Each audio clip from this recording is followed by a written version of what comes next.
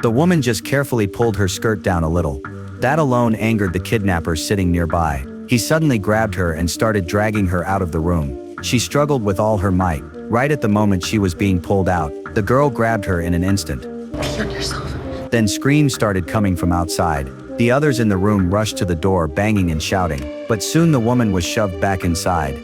The kidnapper looked completely disgusted and flung his hand hard. It turned out the girl had figured out the kidnapper was a neat freak. So the woman who had peed on herself ended up avoiding danger. The three girls got more and more scared the more they thought about it. But suddenly they heard a noise outside the door, so the three of them crouched down and peeked through the crack in the door. They saw a woman in a red dress and high heels standing outside. They immediately started yelling for help, trying to get the woman's attention. But when the door opened, the three of them just froze in shock. That woman turned out to be the kidnapper dressed in women's clothes. Strangely though, his attitude was very gentle, completely different from the aggressive kidnapper from before. He was even speaking in words they couldn't understand. But the kidnapper didn't hurt them. Later that night, the door opened again. This time kidnapper was in a different outfit, sitting on the floor like a little kid. The girl carefully watched his every move, then finally worked up the courage to talk to him. How old are you?